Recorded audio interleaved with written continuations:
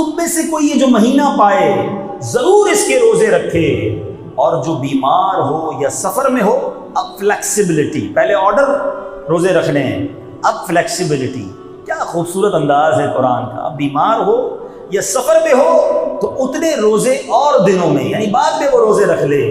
اللہ عز و جل تم پر آسانی چاہتا ہے اور تم پر دشواری نہیں چاہتا۔ یہ بات ضرور ہے کہ بیمار کو روزوں کی چھوڑنے کی اجازت ہے، لیکن اب ایک بڑا عجیب سا فینومنا، ایک عجیب سی پرابلم یہ شروع ہو گئی ہے، سر میں درد ہے اس لیے روزہ نہیں رکھا، زکام بڑا ہو رہا تھا اس لیے روزہ نہیں رکھا ہے، یار آج بڑی گرمی تھی آفس میں بڑا کام تھا اس لیے روزہ نہیں رکھا۔ نہیں میرے میٹھے اسلامی بھائی، یہ مذاق ہے۔ اللہ کی طرف سے جو فرض کیا گیا ہمارے، پہلے سمجھو روزہ کیا ہے۔ 5 پلر ہیں اسلام کے، بچپن سے پڑھتے آ رہے ہیں نا، نماز، روزہ، حج، زکوٰۃ اور کلمہ، ایمان لانا۔ تو روزہ تو پلر آف اسلام میں ہے، بیسکس آف اسلام میں ہے، اور آج روزے قضا ہو رہے ہیں۔ کبھی بھی یہ نہ کہیے گا کہ جناب تھوڑی سی طبیعت خراب تھی اس لیے روزہ چھوڑ دیا۔ ڈاکٹر بھی آج کل اگر کوئی ڈاکٹر بیٹھا تو اس سے بھی میری گزارش ہے، ہر مریض کو کہہ دیتا ہے تم روزے نہیں رکھنا، شوگر کے مریض روزے مت رکھنا، بلڈ پریشر پرابلم روزے نہیں رکھنا۔ اللہ کے بندو کیوں دوسروں کے روزے اپنے اوپر لے رہے ہو؟ آپ بھی سمجھیے، ڈاکٹر کے کہنے سے روزہ معاف نہیں ہوگا۔ واقعی اگر ایسی بیماری ہے کہ جس پہ روزہ رکھنے سے آپ کی بیماری شدت اختیار کر جائے، جان جانے کا خوف ہو جائے یا مرض بہت بڑھ جائے، اس کا آسان طریقہ کیا ہے کہ اگر آپ بیمار ہیں، آپ اپنی اس بیماری کا پرابلم کسی عالم دین سے شیئر کیجیے۔ ڈاکٹر ہے، عالم دین نہیں ہے، شریعت کا حکم ڈاکٹر کیسے بیان کرے گا؟ ڈاکٹر کی جو سجیشن ہے وہ عالم دین سے ڈسکس کیجیے کہ جناب مجھے یہ پرابلم ہے اور ڈاکٹر کہتا ہے کہ روزہ نہ رکھیں۔ اب آپ کو صحیح عالم دین یا مفتی صاحب کہتے ہیں کہ ٹھیک ہے آپ روزہ نہ رکھیں، پھر روزہ چھوڑیں، ورنہ ایسا نہ ہو کہ آپ شدید گناہ گار ہو جائیں۔ روزے سے مت کہو مجھے کام ہے، اپنے کام سے کہو کہ مجھے روزہ رکھنا ہے۔ اتنی محنت میں گرمی میں مزدوری کرنے والے یہ ہمارے پٹھان بھائی یہ روزہ رکھتے ہیں، اور آج چھوٹا موٹا کام کرنے والا کہتا ہے جناب میں تھک جاتا ہوں اس لیے روزہ نہیں رکھتا۔ کام کم کر دیں، تھوڑا آرام بڑھا دیں، مگر روزہ ضرور رکھیں۔ روزہ دار اللہ کو کتنا پسند ہے آپ کو پتہ ہے؟ روزہ جب ہم رکھتے ہیں ہمارے منہ میں اسمیل آتی ہے، بو آتی ہے، ہم پیسٹ نہیں کر سکتے روزے میں، تو اب جب بو آتی ہے نا افطار سے پہلے، سبحان اللہ حدیث کا مضمون ہے کہ روزہ دار کے منہ سے جو بو آتی ہے وہ اللہ تعالیٰ کے نزدیک مشک کی خوشبو سے زیادہ افضل ہے۔ اللہ کو اتنی پسند ہے یہ۔ روزہ دار کا سونا بھی عبادت ہے، روزہ دار کی ہر سانس پر اسے نیکی ملتی ہے، لیکن شرط یہ ہے کہ روزہ۔ اب ایک اور عجیب پرابلم ہے، رکھ لیا روزہ، آپ نے کہا نا چلو مولانا صاحب روزہ رکھ لیا ہے، اب روزے کے بعد کیا کر رہے ہیں؟ باقی تو سارا دن تو موبائل پہ کھیلنا ہے نا، ٹائم بھی تو پاس کرنا ہے۔ روزہ رکھا ہے تو ٹائم پاس کرنا ہے، اب ٹائم پاس پہ کیا کرنا ہے؟ ہمارے پاس سب کے پاس موبائل آ گیا، انٹرنیٹ آ گئے، پتہ نہیں کون کون سے گیم آ گئے ہیں، روزے میں گیم کھیل رہے ہیں، روزے میں فیس بک کے اوپر پتہ نہیں کیا کیا دیکھ رہے ہیں، معاذ اللہ فلمیں ڈرامے تک سنا لوگ دیکھتے ہیں کہ ٹائم پاس کرنا ہے۔ رات کو سارے دوست مل کر تاش کھیل رہے ہیں، کیوں؟ وہ رات گزارنی ہے نا، رمضان کی سحری تک جاگنا ہے۔ استغفر اللہ، رمضان اس لیے نہیں آیا میرے میٹھے اسلامی بھائی، شاید لوگوں کو پتہ نہیں ہے۔ اب میں آپ کو ایک ایگزامپل کے ذریعے سمجھاتا ہوں۔ ہم میں سے بہت سارے، ہم سارے گناہ گار لوگ ہیں، بہت ساری غلطیاں کرتے ہیں، کسی کی زبان پر ہو سکتا ہے گالی گلوچ ہو جو کہ غلط ہے، لیکن وہ مسجد میں آ کر گالی دیتا ہے۔ بتائیے مسجد میں کوئی گالی دے تو آپ کیا کریں گے؟ شرم نہیں آتی مسجد میں گالی دے رہے ہو؟ اسی طرح کوئی شخص باہر گانے باجے سنتا ہے، غلط ہے، لیکن مسجد میں آ کے ہیڈ فون لگا کے کوئی گانے سننا شروع کر دے، آپ کیا کہیں گے؟ اللہ کے گھر میں حرام شدت ہے نا، گناہ زیادہ خطرناک ہو جاتا ہے اللہ کے گھر میں۔ بالکل اسی طرح اور مہینوں کے گناہ اپنی جگہ، رمضان کا گناہ بہت زیادہ شدید عذاب لاتا ہے، سمجھو اس بات کو۔ رمضان نارمل مہینہ نہیں ہے، شیطان کو بند کر دیا گیا ہے نا، جو ہمیں برگلاتا ہے، جو ہمیں بہکاتا ہے وہ قید ہے، اور بندہ رمضان میں بھی گناہ کر رہا ہے، رمضان میں بھی فلمیں، رمضان میں بھی ڈرامے، رمضان میں بھی میوزک، رمضان میں بھی بے حیائی، رمضان میں بھی جھوٹ، رمضان میں بھی گالی، رمضان میں بھی جھگڑا۔ ابھی تو پلاننگ ہو رہی ہوگی نا کہ رات کو کون سی گلی میں نائٹ ٹورنامنٹ ہونا ہے۔ استغفر اللہ، یہ رمضان اس لیے آیا ہے کہ ہم رمضان کی راتیں سمجھو، رمضان کی راتوں میں رحمت کا ندا دینے والا فرشتہ ندا دیتا ہے کوئی مانگنے والا کہ اس کی مراد پوری کی جائے، ہے کوئی توبہ کرنے والا کہ اس کی توبہ قبول کی جائے، ہے کوئی سوالی کہ اس کا سوال پورا کیا جائے۔ سنو، حدیث پاک میں میرے آقا فرماتے جس کا مضمون ہے جب رمضان کی پہلی رات آتی ہے اللہ تعالیٰ زمین والوں پر نظر رحمت فرماتا ہے، اور جن پر نظر رحمت فرمائے گا ان کو کبھی بھی عذاب نہیں دے گا۔ سچ بتاؤ ہمارا حال کیا ہونا چاہیے تھا؟ سارا سال گناہ کیے ہیں، اب تو جھولی پھیلائے دامن پھیلائے حاضر ہو جانا تھا۔ اے اللہ گناہگار آیا ہے، بدکار آیا ہے، رمضان کی پہلی رات ہے، اے اللہ تو رحمت کی نگاہ فرمائے گا، ہمیں محروم نہ کیجیے، ہم گناہگاروں پر بھی رحمت کی نگاہ فرما۔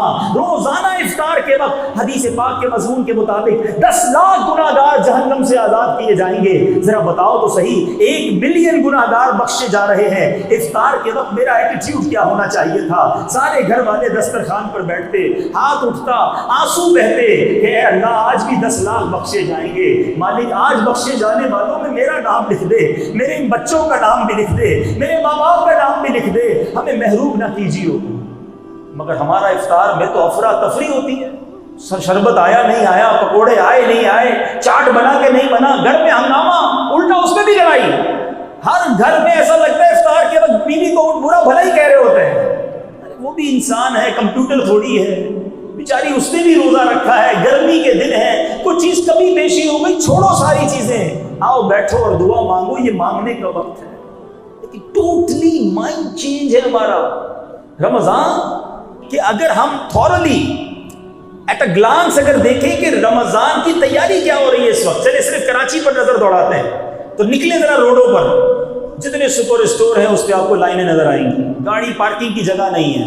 کیوں بھائی؟ رمضان کی شاپنگ ہو رہی ہے، گھر والوں کو شربت لینا ہے، کیچپ لینی ہے، سموسے کی چیزیں لینی ہے۔ اچھا بھائی اور کیا تیاری ہو رہی ہے؟ جتنے ریسٹورنٹ ہیں ان کے بعد بورڈ لگنا شروع ہو گئے ہوں گے، سحری آفر، افطاری آفر، رات کو دیر سے مڈ نائٹ آفر۔ اچھا جناب، اور آگے جائیں تو نوجوان کی ٹیمیں بنی ہوئی ہوں گی کہ بھائی کرکٹ ٹورنامنٹ کدھر ہونے والا ہے، یہ پلاننگ ہو رہی ہے۔ مجھے بتاؤ تو صحیح کہ یہ رمضان کا فوڈ فیسٹیول ہے، ہم رمضان کو سمجھ کیا رہے ہیں؟ اچھا کئی ہمارے دکاندار بھائی بیٹھے ہوں گے جنہوں نے یہ معلوم کرنا شروع کر دیا ہوگا 4-5 روزہ تراویح کدھر ہے، 5 دن میں تراویح پوری کریں گے پھر تو مارکیٹ ساری رات کھولنی ہے، پھر دکانیں کھولنی ہیں۔ باقی فیملی سے پوچھو آپ کا کیا پلان ہے، ان کا کہنا یہ 10-15 روزے کے بعد روزانہ رات کو شاپنگ سینٹر جانا ہے، عید کی تیاری کرنی ہے۔ یہ پوری تیاری میں تلاوت کہاں ہے، عبادت کہاں ہے؟ فلاں اسکیم، افطاری اسکیم، تلاوت اسکیم کدھر ہے؟ کس نے پوچھا کہ بھائی رات کون سی جگہ ہے جہاں میں بیٹھ کر دعائیں مانگ سکوں، میں کچھ تلاوت قرآن، کچھ قرآن سمجھ سکوں؟ رمضان کو کیا بنا دیا ہم نے؟ شاپنگ، پکنک، کھانا پینا۔ کئی ایسے لوگ ہیں جن کا رمضان میں پورے روزے رکھتے ہیں پھر بھی 5 کلو وزن بڑھ جاتا ہے۔ بندہ بولے یار روزے رکھے کیا کیا ہے؟ بولا وہ سحری میں اس لیے زیادہ کھایا کہ سارا دن بھوکا رہوں گا، افطاری میں اس لیے زیادہ کھایا کہ سارا دن بھوکا رہا تھا، اور رات کو بیچ میں ایک بار پھر کھایا کہ پھر موقع نہیں ملے گا، 4 بار تو کھانے کھاتے ہو۔ تو رمضان کو تو بڑا ہی کچھ اور دیا ہے، ایسا نہ کیجیے۔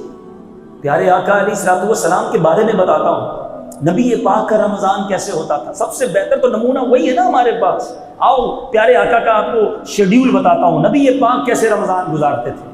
بی بی عائشہ صدیقہ رضی اللہ تعالی عنہا فرماتی ہے کہ جب رمضان آتا میرے آقا علیہ الصلوۃ والسلام بستر منور پر تشریف نہ لاتے تھے، پورا مہینہ نبی پاک اپنے بستر پر نہیں آتے تھے، بس عبادت پر کمر بستہ، پلان تیار۔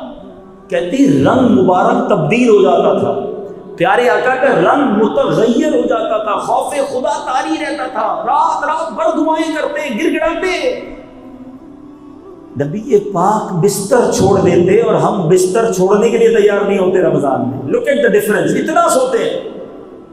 ویسے میرا یہ مشورہ تو ہے ان لوگوں کو کہ جو گناہ سے نہیں بچ سکتے نا، فلمیں، ڈرامے، موبائل، ادھر ادھر، بہتر ہے سو جاؤ بھائی۔ گناہ سے بچنے کے لیے نیند کر لو وہ ٹھیک ہے، لیکن جاگ کر گناہ کرنا اس کی اجازت نہیں۔ لیکن نبی پاک بستر پر نہ آتے۔ بی بی عائشہ فرماتی ہے، ویسے صحابہ کرام کہتے ہیں نبی پاک سے بڑھ کر کوئی سخی نہیں ہے، مگر پیارے آقا کا رمضان میں دریائے سخاوت ایسے بہتا تھا جیسے تیز آندھی چلتی ہے، اس سے بھی زیادہ نبی پاک سخاوت فرماتے، جو آتا اسے عطا فرماتے، جو آتا اسے عطا فرماتے۔ رمضان میں نبی پاک کا دوسرا کام، پہلا کام کم آرام کرنا، دوسرا کام سخاوت کرنا، تیسرا کام نبی پاک قرآن کا بہت زیادہ دور فرماتے ہیں، تلاوت کرتے ہیں۔ جبریل امین نبی پاک علیہ السلام کے پاس حاضر ہوتے اور آقا علیہ السلام اور جبریل امین آپس میں قرآن کا دور فرماتے ہیں۔ اب بتائیے ہمیں یہ کرنا ہے نا، قرآن پڑھنا ہے، ہمیں رمضان میں خوب نزول قرآن کا مہینہ ہے نا، قرآن پڑھنا ہے، ہم نے اس مہینے میں سخاوت کرنی ہے، خیرات دینی ہے، زکوٰۃ اگر نہیں ادا کی تو زکوٰۃ ادا کریں، مگر اس مہینے میں گناہ نہ کریں۔ پلیز اس کو اتنا آسان نہ لیں۔ میں صرف 2 باتیں یاد دلاتا ہوں، سنی آپ سب نے ہوں گی۔ ایک بار میرے آقا علیہ السلام نے منبر پر قدم مبارک رکھا، پیر مبارک رکھا اور کہا آمین۔ صحابہ کرام نے عرض کی کہ حضور یہ آمین کیوں فرمایا؟ ایک تو صحابہ کرام کا یہ بڑا کمال تھا، جو بھی ان یوزول چیز دیکھتے تھے، نبی پاک کی کوئی بھی غیر معمولی کام دیکھتے کوسچن کر لیتے، سوال کر لیتے، جواب بھی مل جاتا، ہمارا بھی بھلا ہو جاتا۔ ہم تو اس دور میں نہیں تھے، ہمیں آج پتہ چل گیا۔ پیارے آقا نے فرمایا آمین۔ صحابہ نے کہا حضور کیوں آمین فرمایا؟ تو جبریل امین آئے تھے، آ کر دعا کی کہ یا اللہ جو رمضان کو پائے اپنی مغفرت نہ کروا سکے وہ ہلاک و برباد ہو جائے، وہ بدبخت ہو جائے۔ پیارے آقا فرماتے میں نے اس دعا پر آمین کہی ہے۔ سوچو دعا کرنے والا کون ہے؟ فرشتوں کا سردار روح الامین جبریل امین، اور دعا پر آمین کہنے والا کون ہے؟ نبیوں کا سردار۔ there is no doubt، قبولیت میں اب کوئی شک نہیں ہے، قبول ہی قبول ہے۔ اب سوچئے جس نے رمضان پایا اور مغفرت نہ کروا سکا وہ برباد ہو جائے گا۔ تو کیا تاش کھیلنے والے کی مغفرت ہو جائے گی؟ کیا فلمیں ڈرامے دیکھنے والا اللہ کو راضی کر لے گا رمضان میں؟ جھوٹ بولنے والا، لڑائی کرنے والا، جھوٹی قسمیں کھا کے اپنا مال بیچنے والا، ملاوٹ کر کے اپنے سودے بیچنے والا رمضان میں کیسے بخشا جائے گا؟ اس مہینے میں بچانا پڑے گا اپنے آپ کو، چینج کرنا پڑے گا اپنی عادتوں کو، تب جا کے کوئی بخشش کی صورت بنے گی نا۔ پھر اللہ کی بارگاہ میں التجا کریں گے تو کرم ہوگا۔ گناہ بھی جاری اور کہیں میں بخشا جاؤں گا، سوچئے۔ اچھا کچھ لوگ سمجھتے ہیں کہ رمضان میں آٹومیٹکلی ٹھیک ہو جاؤں گا۔ دیکھیے یاد رکھیں رمضان میں یقیناً شیطان بند ہوتا ہے، مگر جو عادتیں ہم نے بگاڑی ہوئی ہیں نا اپنی، وہ ساتھ ہی ہوتی ہیں۔ جس کی لڑائی کی عادت ہے، جس کی گالیوں کی عادت ہے، جس کی جھگڑے کی عادت ہے، وہ رمضان میں بھی کر رہا ہوتا ہے، بلکہ رمضان کے تیسرے 3-4 روزے تو ڈر ہی لگا رہتا ہے کہ روڈ پہ جھگڑے ہی ہو رہے ہوتے ہیں، کیونکہ نئے نئے روزے رکھے ہوتے ہیں، کئیوں کی سگریٹ چھوٹ گئی ہوتی ہے، کئیوں کے پان چھوٹ گئے ہوتے ہیں، ہر آدمی دوسرے سے لڑنے کے لیے تیار ہوتا ہے افطار سے پہلے۔ تو رمضان اس لیے تھوڑی آئے کہ آپ اپنا غصہ کسی اور کے اوپر اتاریں، آپ گالی دیں، آپ لڑائی کریں، نہیں، معافی، درگزر۔ صرف کھانے پینے کا روزہ نہیں ہے، سمجھیے آنکھوں کا بھی روزہ ہے، کان کا بھی روزہ ہے، زبان کا بھی روزہ ہے۔ پیارے آقا علیہ السلام کا یہ فرمان یاد رکھو، نبی پاک فرماتے ہیں، جو حدیث پاک کا مضمون ہے، جو بھوکا پیاسا رہے، رمضان میں روزہ رکھے اور گناہوں سے باز نہ آئے، تو اللہ کو ایسے شخص کے بھوکا پیاسا رہنے کی کوئی حاجت نہیں ہے۔ خالی بھوکا ہی پیاسا رہے، باقی سارے ہی کام ہو رہے ہیں، تو یہ کون سا روزہ ہے؟ سمجھیے اس بات کو۔ اور ایک اور بڑی اہم بات، ایک بار مولا علی کرم اللہ تعالی وجہ الکریم ایک قبرستان کے پاس سے گزرے، آپ نے قبر کو دیکھا اور اللہ کی بارگاہ میں فریاد کی، مولا مجھے اس قبر کے حالات دکھا دے۔ قبر کے حالات دکھا دیے گئے، آپ پر ظاہر کر دیے گئے۔ دیکھا کہ اس قبر میں مردے کو آگ کے اندر لوٹ پوٹ کیا جا رہا ہے۔ وہ مردہ چیخ کر مولا علی سے کہتا ہے، یا علی میری مدد کیجئے، انا غریق فی النار وحریق فی النار، مدد کیجئے۔ مولا علی نے اللہ کی بارگاہ میں ہاتھ اٹھائے، یا اللہ اس کی بخشش کر دے۔ ارشاد ہوتا ہے، اے علی آپ اس کی سفارش نہ کریں، یہ بندہ وہ ہے جو رمضان میں دن میں تو روزے رکھتا تھا، رات گناہوں سے باز نہیں آتا تھا۔ اب رمضان میں گناہ کرنے والا سوچے، ڈر جائے۔ ہم جیسے آدمی کو تو زیادہ ڈرنا چاہیے، جو روز گناہ کرتا ہے اس کو ڈرنا چاہیے رمضان میں بھی میرے سے تو گناہ ہو جائیں گے۔ شاید اب بہت سو کو بات سمجھ آئے گی کہ یہ دعوت اسلامی والے پورے مہینے کا اعتکاف کیوں کراتے ہیں۔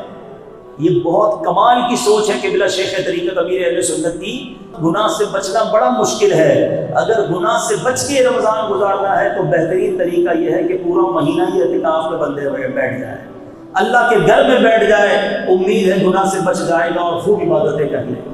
ایک درد ہے، کوشش ہے میری بھی کہ میں بھی اور آپ بھی، ہم سب مل کر کسی طرح یہ رمضان ایسا گزاریں کہ اس میں ایک بھی گناہ نہیں کریں گے انشاءاللہ۔ نیت کر لو انشاءاللہ اس ماہ رمضان میں ایک بھی گناہ نہیں کریں گے انشاءاللہ۔ اب تلاوت قرآن جیسے ہم نے سنا کہ پیارے آقا اس مہینے میں خوب تلاوت قرآن کرتے ہیں. اب میں ہاتھ نہیں اٹھواؤں گا ورنہ بہت بڑی تعداد ہم پہ وہ ہے جن کو قرآن پڑھنا ہی نہیں آتا, صحیح تلفظ کے ساتھ قرآن سیکھے ہی نہیں ہیں. یہ درست نہیں ہے میٹھے اسلامی بھائی. یہ کیسی زندگی ہے مسلمان کی جس کو قرآن پڑھنا نہیں آتا؟ تو خدا را قرآن سیکھنے والے بن جاؤ.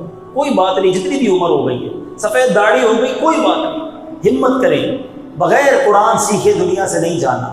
آخری بات, نبی پاک کا ایک انداز ماہ رمضان میں خوب سخاوت فرماتے ہیں.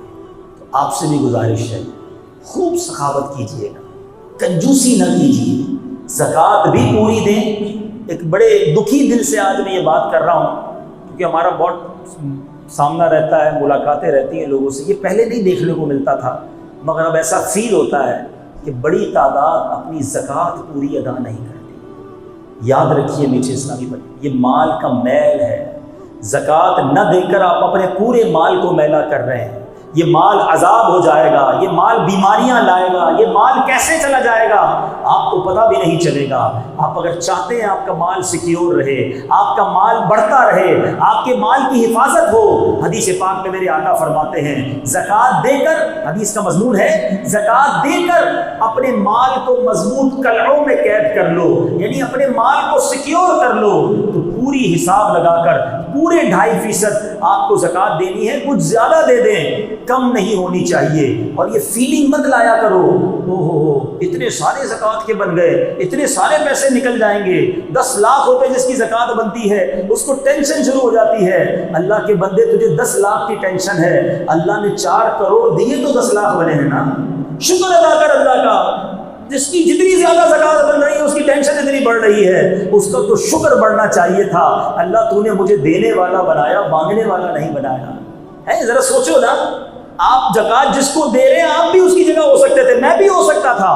کوئی آ کر ہمارے گھر میں راشن مانگنے آتا ہے, کوئی علاج کے پیسے مانگنے آتا ہے, ہم دیتے بھی ہیں, کہتے ہیں میں نے زکوٰۃ دی, میری کیا اوقات جو میں نے زکوٰۃ دی, اللہ نے مجھے مال دیا, اس قابل بنایا تو میں نے زکوٰۃ دی ہے. یہ فقط رب کا احسان ہے. وہ عقل ہوشیاری سے, آپ کی ایفرٹ سے پیسے نہیں ملتے. اگر واقعی محنت سے پیسے ملتے ہوتے تو سارے مزدور کروڑپتی ہو چکے ہوتے ہیں. اگر ہوشیاری سے پیسے ملتے ہوتے, جتنے اسکول ٹیچر پروفیسر ہیں, کتنے جینیس ہوتے ہیں, وہ سارے اربوں پتی ہوتے. وہ بیچارہ ٹیچر ہی رہتا ہے, اس کا شاگرد کروڑپتی بن جاتا ہے. اللہ جسے چاہتا ہے عطا فرماتا ہے, جس کو دیا ہے وہ شکر گزار بن جائے, زکوٰۃ کو بوجھ نہ سمجھے. قارون کا سارا خزانہ جو غرق ہوا تھا اس کی وجہ یہی تھی کہ اس کے پاس اربوں خربوں بلکہ اس سے بھی زیادہ تھے, مگر جب اس کو حضرت موسیٰ نے زکوٰۃ کا حکم دیا, اس نے زکوٰۃ کا حساب بنایا, اس کی زکوٰۃ بھی کروڑوں اربوں میں بن رہی تھی. اس کا دل بیٹھ گیا, اتنے سارے پیسے کیسے دوں. اللہ نے اسے بھی غرق کر دیا, اس کے مال کو بھی غرق کر دیا. زکوٰۃ کو بوجھ نہ سمجھنا. اگر کوئی میرا ایسا بھائی بیٹھا ہے جو پوری زکوٰۃ نہیں دیتے, پچھلی زکوٰۃ کا بھی حساب کرنا ہوگا. آپ اللہ کی قسم زکوٰۃ نکال کر دیکھیں, اگلے سال آپ میرے سامنے آ جائیے گا, اللہ نے آپ کی زکوٰۃ میں اور اضافہ کر دیا ہوگا. مال بڑھ گیا ہوگا نا, زکوٰۃ بھی بڑھ جاتی ہے. زکوٰۃ دینے میں بخل نہ کریں. اب یہ مائنڈ سیٹ بنتا ہے کہ یار اتنے سارے پیسے تو ابھی تو نکل جائیں گے نا اکاؤنٹ سے. اس کو میں ایک مثال سے سمجھاتا ہوں. کسی شخص کا کھیت ہو اور ایک بندہ 4 بوری بیج لے کر جائے, سیڈز, اور اس پورے کھیت میں 4 بوری ڈال کر واپس آ جائے, تو کوئی بے وقوفی ہوگا جو کہے گا یار 4 بوری تو چلی گئی تیری, ضائع ہو گئی. عقل مند آدمی کیا کہے گا, یہ 4 بوری ڈال کر آیا ہے, تھوڑے دنوں میں کئی ٹرک بھر کر واپس آئے گا. بیج ڈالے ہیں نا, فصل اگے گی نا. زکوٰۃ کا معاملہ ایسا ہی ہے, تھوڑے دنوں کے لیے جا رہے ہیں. یہ جس کے جتنے بڑھ رہے جانے دو, یہ جا نہیں رہے, یہ لانے کے لیے جا رہے ہیں, یہ ملٹی پلائی ہو کر آنے ہیں. اور یہ بات میں نہیں کہہ رہا, میرے آقا علیہ الصلوۃ والسلام کا ہر حکم حق ہے. مگر اس حدیث میں نبی پاک نے علماء بیٹھے ہیں, پوچھو ان سے. آقا نے قسم اٹھائی, میں قسم کھا کر کہتا ہوں صدقہ دینے سے مال کم نہیں ہوگا. اور یہ حق ہے, آپ بانٹو, اللہ اور دے گا. دل بڑا کر لو, ٹھیک ہے. اب بات کرتے دینا کس کو ہے. آپ کی زکوٰۃ, آپ کے صدقات, آپ کی خیرات کا سب سے پہلا حق وہ آپ کے اپنے غریب رشتہ داروں کا ہے. تلاش کیجیے, چیک کیجیے. شرمندہ ہو کر وہ کہتا نہیں ہے آپ کو. آپ کا رشتہ دار بعض اوقات اپنا کزن ہی بیچارہ قسم پرسی کی حالت میں ہوتا ہے, ہاں یہ ضرور ہے اگر وہ زکوٰۃ کا مستحق نہیں اور پھر بھی غریب ہے تو آپ اس کو نفلی صدقے سے مدد کریں، مگر سب سے پہلے اپنے غریب رشتہ داروں کا خیال رکھیں، کیونکہ حدیث پاک کا مضمون ہے اللہ تعالیٰ بروز قیامت ان لوگوں پر نگاہ رحمت نہیں فرمائے گا جو غیروں کو بانٹتے رہے ان کے اپنے پریشان۔ ہم دوسروں کو بانٹ رہے ہوتے ہیں، اپنے پریشان ہوتے ہیں، اپنوں کو پہلے دیں، ٹھیک ہے؟ اس کے بعد اپنے غریب پڑوسیوں کو دیکھ لیں، غریب ملازمین کو دیکھیں، ان کی مدد کریں، اور اس کے بعد میرے پیچھے اسلامی بھائیوں، آپ کو لگتا ہے کہ جس کا بڑا بنگلہ ہے، جس کی بڑی گاڑی ہے، وہ بہت سخی ہے، ایسا نہیں ہے۔ اس جہاں میں ہر کوئی دکھی ہے، کسی کے کچھ پرابلمز ہیں، کسی کے کچھ پرابلمز ہیں۔ اصل میں مائنڈ سیٹ لوگوں کا یہ بن گیا ہے کہ جس کے پاس پیسہ ہوگا نا وہ سخی ہو جائے گا، جتنا پیسہ ہوگا اتنے پرابلم سالو ہو جائیں گے۔ اگر ایسا ہوتا نا تو دنیا میں کوئی مالدار دکھی نہ ہوتا۔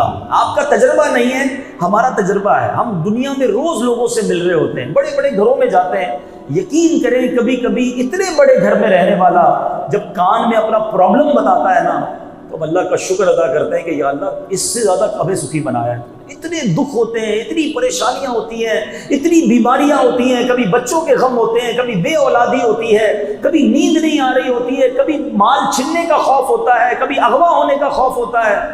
یہ نہ سمجھو کہ سارے سخی ہیں میں دکھی ہوں۔ صحیح بتاؤں، ایک میں آپ کو چیلنج کرنے جا رہا ہوں، جیسی آپ لائف گزار رہے ہیں نا، ایسی لائف گزارنے کے، ایسی زندگی گزارنے کے کروڑوں لوگ خواب دیکھ رہے ہیں۔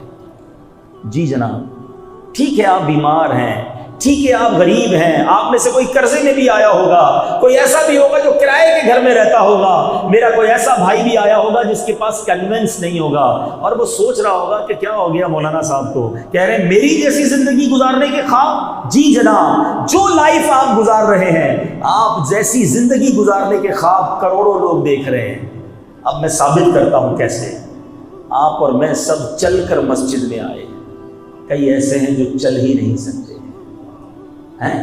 آپ اور میں یہاں سے واپس اپنے گھر جائیں گے، ٹھیک ہے نا؟ کئی ایسے ہیں جن کے پاس گھر ہی نہیں ہے۔ آپ اور میں آزاد ہیں، آج بھی لاکھوں مسلمان جیلوں کے اندر ہیں۔ ان کو کتنا ارمان ہوتا ہوگا کہ میں بھی اس بار سحری افطاری اپنے بچوں کے ساتھ کروں، مگر قید ہے۔ آج دوپہر کا کھانا میں نے اور آپ نے کھا لیا ہے، کئیوں نے رات کا بھی کھا لیا ہوگا، مگر کئی لوگ آج بھی ایسے ہیں جنہوں نے صبح سے کھانا نہیں کھایا ہوگا۔ ہم کہتے ہیں ہمارے پاس کچھ نہیں ہے، میں پیچھے رہ گیا۔ آپ اور میں ہاتھ سے کھانا کھاتے ہیں۔ جاؤ کبھی ہاسپٹل کے اندر، نالیوں کے ذریعے خوراک دی جا رہی ہے، لاکھوں روپے موجود ہیں۔ میں کل پرسوں ایک مریض کو دیکھ کر آیا ہوں، اس گھرانے میں پیسے کی کمی نہیں ہے، بڑے بڑے ڈاکٹرز کو دکھا لیا، علاج کروا لیا، ٹیسٹ کروا لیے، سمجھ ہی نہیں آ رہی بیماری کیا ہے۔ بتاؤ نا، اگر پیسے سے علاج ہوتا تو کروڑوں روپے خرچ کر کے وہ شخص علاج کرا لیتا اپنے گھر والوں کا، نہیں کرا پا رہے۔ اللہ جسے چاہے صحت دے، جسے چاہے سکون دے۔ رب سے سکون مانگو، سکھ مانگو۔ یہ صرف پیسے کے پیچھے پڑھ کر اپنے آپ کو غریب سمجھ کر جو ڈی مورلائز ہو رہے ہو، یہ بے وقوفی ہے۔ خدا کی قسم، وہ مزدور اچھا ہے جو تھوڑا کماتا ہے، حلال کماتا ہے، سکون کی نیند سوتا ہے، بچے نمازی ہیں، فرما بردار ہیں، گھر میں کوئی بڑی بیماری نہیں، وہ بڑا خوش نصیب ہے۔ کیوں بنگلے والے کو دیکھ کر، کیوں گاڑی والے کو دیکھ کر، کیوں پیسے والوں کو دیکھ کر اپنے آپ کو کمتر سمجھتے ہو؟ ہمارا پرابلم ہی یہی ہے، ہم نے زندگی میں ٹارگیٹس ہی کچھ اور بنا لیے۔ میں ادھر اس جیسا گھر لوں گا تو سخی ہو جاؤں گا، ویسی فیکٹری بناؤں گا تو اصل زندگی کا مزہ آئے گا۔ چھوٹی اسکوٹر ہے، وہ بڑی والی جس دن گاڑی لے لی نا، بس زندگی کا مقصد اسی دن پورا ہو جائے گا۔ اللہ کے بندو، یہ کس چکر میں لگ گئے؟ تم بڑی گاڑی لوگے تو تم سے بڑی گاڑی والا پھر نظر آئے گا تم کو۔ اب تو وہ زمانہ آ گیا لوگوں کے اپنے پرائیویٹ ایئر کرافٹ ہیں، کدھر تک دوڑو گے؟ کس سے لڑائی لڑو گے؟ کس کا کمپٹیشن کرو گے؟ عقل مندی کیا ہے یاد رکھو۔ زندگی کو اگر انجوائے کرنا ہے نا، سیٹسفائی لائف گزارنی ہے، تو زندگی گزارنے کا ایک ہی مقصد، بڑا اچھا طریقہ علماء نے لکھا کہ نعمتوں میں اپنے سے کمتر لوگوں کو دیکھو، بڑے مزے میں آ جاؤ گے، بڑے سیٹسفائی ہو جاؤ گے۔ کمتر لوگوں کو تو دیکھو یار، 15,000 12,000 10,000 کی سیلری میں جو زندگی گزار رہے ہیں، وہ کیسے گزار رہے ہیں ان کو دیکھو۔ اور اگر 10 15 20 ہزار والا مجھے سن رہا ہے تو وہ ان کو دیکھے جو مسجد کے دروازے پر بھیک مانگ رہے ہیں۔ میں وہ تو نہیں ہوں نا، ہر حال میں اللہ کا شکر ادا کرو. میرے رب نے قرآن میں وعدہ کیا ہے لَإِن شَكَرْتُمْ لَأَزِيدَنَّكُمْ، تم میرا شکر ادا کرو میں تمہیں اور عطا کروں گا. There is a difference. ہم فارمولا بھول گئے ہیں. اگر اور چاہیے نا نعمتیں، اللہ نے قرآن میں فارمولا دیا ہے شکر گزاروں کو دوں گا. آپ زبان سے شکر ادا کرتے رہیں، اللہ کے ہر حال میں شکر ادا کریں، وہ رب کریم آپ کو نوازتا جائے گا، آپ آگے بڑھتے چلے جائیں گے. بہرحال درود پڑھا نا انہوں نے. آپ دکھی ہیں، پریشان ہیں، کسی بھی مصیبت میں ہیں، یہ واقعہ درس دے رہا ہے. فریاد امتی جو کرے حال زار میں. یاد تو کرو نا نبی پاک کو، یاد کیا نا انہوں نے، بھوکے تھے اور یاد کیا. آقا علیہ الصلوۃ والسلام وہ ہستی ہیں، بھول گئے وہ واقعہ. مسجد نبوی شریف میں ایک تنا تھا، سوکھا تنا، پیارے آقا اس سے ٹیک لگا کر خطبہ دیتے تھے. اس تنے کو چھوڑ کر ممبر پر بیٹھے تو تنا رونے لگ گیا. میرے آقا کھڑے ہو کر تنے کو سینے لگا لیتے ہیں. جو نبی اپنے تنے کو روتا نہ دیکھ سکے، امتی روتے ہوئے پکارے تو کیسے نہ سنیں گے، کیسے نہ مدد کریں گے. بس آپ درود پاک پڑھتے جائیے. فریاد امتی جو کرے حال زار میں، ممکن نہیں کہ خیر بشر کو خبر نہ ہو. تیسری بات، مجوسی نے کیا کیا تھا؟ آل رسول کی مدد کی تھی، غریبوں کی مدد کی تھی، گھر جا کر کھانا پہنچایا. انعام میں کیا ملا؟ ایمان بھی مل گیا، اللہ کی رحمت سے اسے نبی پاک کی شفاعت بھی نصیب ہو جائے گی. آقا کا پیغام مل گیا نا. اپنے پڑوسیوں کو دیکھو، اپنے غریب رشتہ داروں کو دیکھ لیجئے. بعض اوقات نیکی بڑی چھوٹی ہوتی ہے، نام نہیں ہوتا اس میں، مسجد میں اعلان نہیں ہوگا. اصل پرابلم تو یہ ہے نا، پہلے تو ایک زمانہ تھا، ایک جملہ بڑا مشہور تھا، نیکی کر دریا میں ڈال.